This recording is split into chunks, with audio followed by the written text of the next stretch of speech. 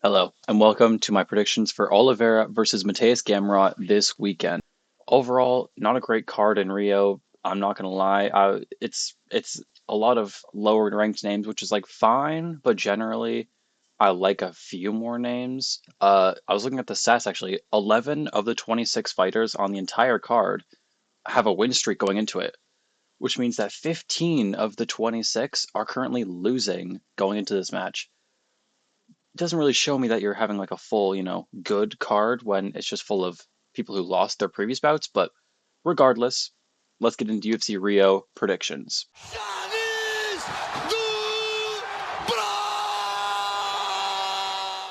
First up is Simon Oliveira versus Luan Lacerdo. Both these guys, not great. They can both grapple pretty well. They both have, submission threat. Simon, he's on a 3-fight losing streak. Uh, okay. Luan, he's on a 2-fight losing streak. Great way to open the card. Both can grapple though, so either way, I feel like I've not seen as much of a attacking threat from Simon Oliveira, so I'm gonna lean Luan Lacerdo, but either way, it's gonna be really close probably. Next up, we have Julia Polastri versus Karolina Kowalkiewicz. It's just two lesser known women fighters, whatever. Karolina is 39 years of age going into this fight, so genuinely just due to that alone, I'm going to be picking Julia just due to youth. And also she's going to win by decision, probably. Third fight on the card to me is actually crazy. It's Valter Walker versus Mohammed Usman. This is, with the card that's overall, this is main card worthy. Like, this could be the featured fight, or maybe the fourth fight on the main card. No, it's the third fight on the entire card. I guess they just wanted to have some names on the prelims, but why would they not be the featured prelim? It doesn't make sense to me. But anyways, uh, Muhammad Usman, not a great fighter, to be honest. He's cool. He's not good though. Walter Walker, he's one of those fighters that if you look at him, you're like, this guy's like looks like he's like 6'1" to 6'3". He's 6'6". He's a monster. And I thought Usman was like a monster. No, he's like 6'2", 6'3". Valter, he's bigger, better. He's gonna win, probably by submission. If it's another heel hook, that would actually be crazy. I feel like Usman's just gonna like protect his legs just so he doesn't get that, but the fact that it's a crazy matchup, I still think it's a really dumb one. Like the placement on the card, it's a good matchup, nepotism versus nepotism, I guess. Johnny Walker's brother versus Kamaru Usman's brother. They're both good. Well, one's much better than the other, in my opinion, but that's neither here nor there. I think Walker is going to win, probably by submission, and it'll be a low-key banger. I think it's going to be a banger, personally. Lucas Rocha versus Stewart Nicoli is next. Neither of these fighters I've been super impressed by, frankly. I'm going to pick Stewart Nicoli. Honestly, there's no reasoning for it. I just am. Yeah, that one's it. Stewart Nicoli wins. Next up, we have Irina Alekseeva versus Beatriz Mesquita. Um, Irina is on a 2-fight losing streak in the UFC to not good competition, like even in the UFC, not very good competition. Beatriz, she's debuting, and I think she's just gonna win, maybe even by a finish. I'm gonna lean decision, but I think Beatriz wins by whatever she wants. Next up, we have Vitor Petrino versus Thomas Petersen. Whenever I look at Vitor Petrino, oof, that is a frightening man. He's a frightening man. He looks, he's huge. It's crazy. He's 5-2 in the UFC. Only 2 of his fights went to decision, so like most of the time he gets a finish. Well, his 2 losses he also got finished, but that's neither here nor there. And then Thomas Petersen, to put it lightly, he got knocked out by Shamil Gaziev.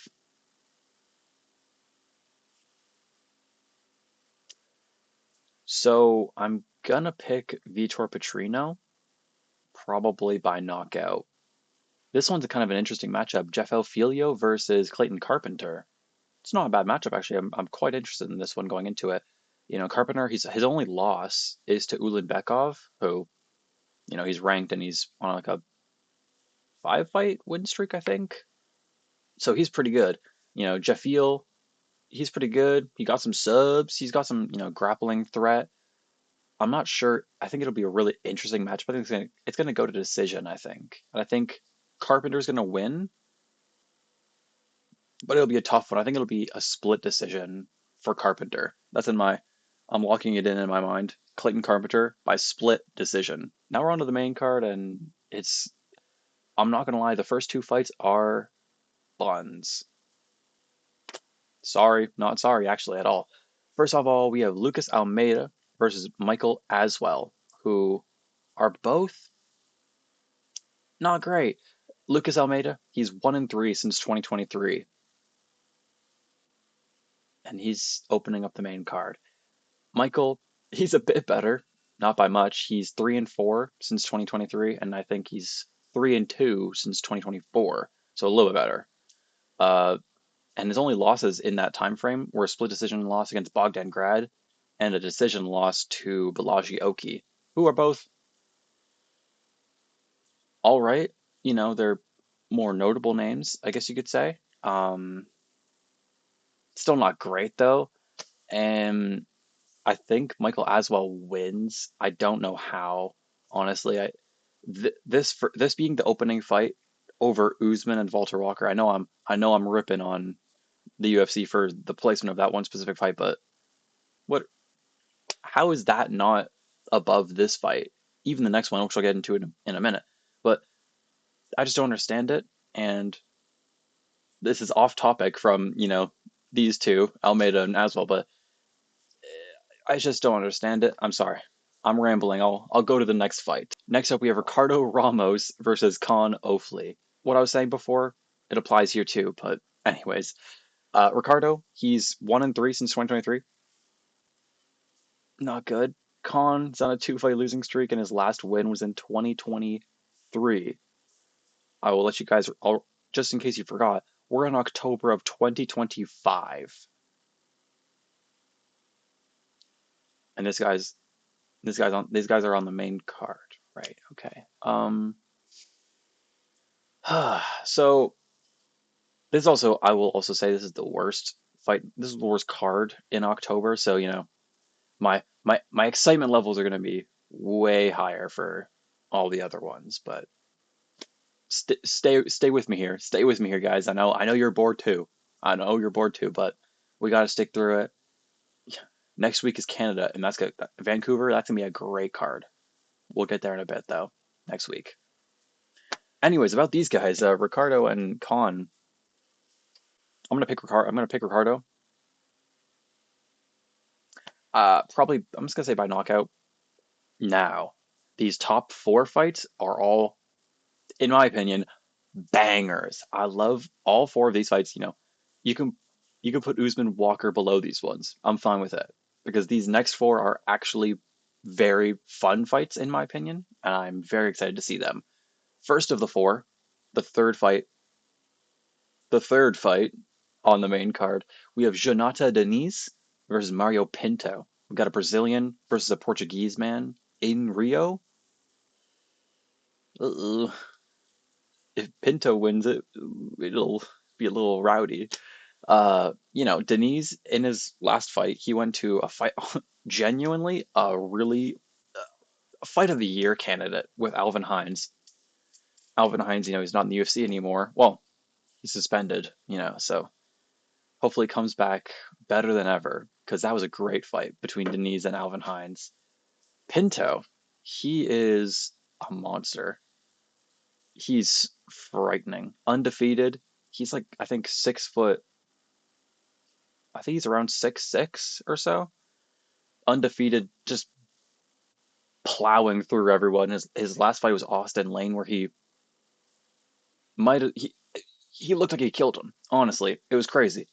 Um, It'll be a really fun matchup. I think it'll just be, well, I know there's not going to be a whole lot of grappling and wrestling in between the two of them.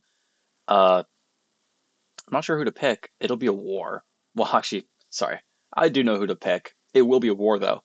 You know, Denise, he looked, honestly, I thought Hines kind of won, in my opinion, in his last fight. So I think he's good, not great, though. Mario Pinto will probably knock him out pretty brutally. I'm not gonna lie. I could see him just colding him. It will be rough. But yes, I'm gonna say Pinto wins by, honestly, I'll say second round. Second round knockout slash TKO. In the featured fight, we have Vicente Luque versus Joel Alvarez. Now, it was originally going to be Vicente Luque versus Santiago Ponzinibbio, who Santiago Ponzinibbio, he's just one of those fighters who has, like, you know, a special place in my heart. He's not really that good, or not anymore anyways. When I started liking him, he was ranked, so, you know, he was all right. But yeah, no, I was really unsure who was going to win that fight. Was kind of I was kind of leaning Vicente Luque, unfortunately, because I'm honestly not a fan of Vicente Luque. I genuinely couldn't tell you why, but I just don't like him. I don't like him, and he stinks. But Joel Alvarez, on the other hand, you know, he got injured, he missed weight, and all this. You know, there was all this stuff with Benoit Saint Denis, which is why Ruffy had to come in.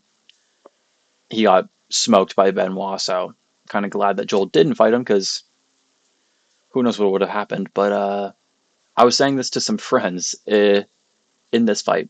If this fight is anything but a sliming for Joel Alvarez,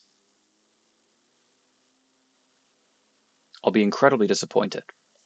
If if there's even like a time frame where I see Vicente Luque winning the fight, I think I'll feel like rage within my soul. I need Joel Alvarez to be winning every second of the fight. And honestly, first round knockout, I'm not even fibbing with you guys. I'm not even joking when I say I think that Vicente Luque will be knocked out by Joel Alvarez in it could be 3 minutes. Joel Alvarez is going to knock him out badly. Might retire Vicente Luque even. You heard it here first. Joel Alvarez, first round knockout. In the co-main, it's a matchup I really don't like at all, honestly. I'm not going to lie. You have Divison Figueiredo versus Montel Jackson. The matchup itself, like this guy versus this guy, it's fine. It's all right. But why did Figgy take this fight? I don't understand. It's such a high risk, low reward fight for Figgy. He's in the top 10. He's in the he's sixth, I think, in the rankings. Montel Jackson is 15th in the rankings. So if you win, good job, bro. You beat the 15th ranked guy. Okay. If you lose, Figueiredo's dropping way down. And honestly, it's not really a good look for Figgy in that every physical advantage you could have, Montel Jackson does have. Figgy is 37 years old and Montel's 33. One for Montel. Figgy is 5'5". Montel is 5'10". That's two for Montel. Figgy's reach, 68 inches versus 75.5. That's a trifecta. Montel Jackson is bigger, younger. He's, in every physical way you can be, better than Figueiredo. With all that being said, though, he's also on a 2-fight losing streak. I'll also add 2-fight losing streak, which really is not a good look. Versus Montel, I believe, is on a 2-fight win streak, maybe longer. So it's really not a good look for Figgy. It's looking dire. With that being said, though, I'm going to pick Figueiredo by decision, and I am really only picking this with my heart. I want Figgy to win because if he's on a 3-fight losing streak, he might retire. He might retire. And I don't want that because I really like Figueiredo. Montel Jackson, you're not that bad. I don't have anything against you.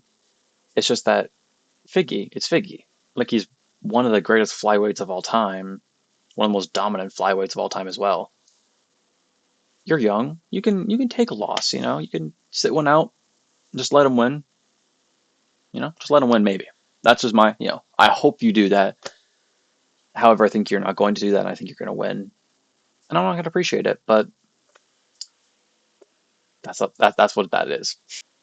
Lastly, in the main event, we have Charles do Bronx Oliveira versus Mateus Gamrot, the gamer. The fight was originally going to be Charles Oliveira versus Rafael Fiziev. I think Charles would have won with his grappling because Fiziev on the feet probably would have knocked Charles down because, every fight Charles gets knocked down or out, which we'll get to in a minute. But, his striking is good, but his chin is not so good, as we've seen in the past 5-10 fights he's had. He gets knocked down almost every fight. Comes back, wins with grappling, maybe wins with a knockout. But Fiziev would have been better on the feet, and Charles would have had to grapple him, which he could have, which he would have won. However, I love Charles Oliveira. But his grappling, he's probably maybe third in the lightweight division currently. If you're counting Islam, I'm going to say Islam and Ilya are both better grapplers. Maybe Charles is better than Ilya. Not better than Islam, obviously, but Charles is 2 or 3 in the entire lightweight division currently. Gamrot in grappling, probably honestly 5 or 6 in the entire division. And in the UFC, he's top 15 grapplers. He's not going to get taken down and submitted by Charles Oliveira. Probably not. So he's going to keep it on the feet, which Charles does not want. Because Mateus Gamrot, he's almost knocked out most of his competition. And I'm going to pick Mateus Gamrot, unfortunately, by knockout. I think after Charles got colded by Ilya in the way that he did, most fights Charles just gets knocked down. He's not getting knocked out, but that was a brutal knockout. And that was June? July? It was pretty recently. And he's coming back way too quick, in my opinion. Similar to when Volkanovski came back really quick and then got smoked by Islam. No, when he got smoked by Ilya. My bad. He got knocked out twice back to back. And I think Charles is going to be the same. I think he's also going to get knocked out 2 fights in a row. And he's going to have to fight someone way lower. He genuinely might fight a Benoit Saint Denis, something like that. I think that Charles loses, and it'll be a really heartbreaking, genuinely.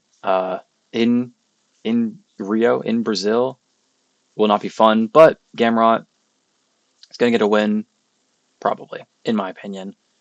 And then after that, he could try and fight for the title soon, depending on what happens between Dan Hooker and Arman Tsarukyan, which was just announced somewhat recently.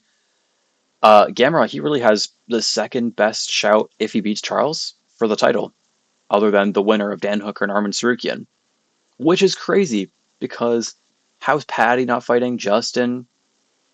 I guess Beneil, but he just fought Conor recently, so give my man a break. I feel really bad for Charles, and I hope you recover after this fight soon. Thank you, brother. With all that being said, those are my predictions for UFC Rio, Oliveira versus Gamrot. If you enjoyed this, give me a comment, subscribe, any of that. Even if you hated it, let me know. You think Charles is gonna lose? You dumbass. You don't know the Bronx Blonde Oliveira. Let me know if you agree, disagree, hate me, love me, whatever it is. But thank you for watching. I'll be back next week to talk about UFC Vancouver, which will be a banger card. But we'll get there next week. Thank you, everybody. Peace.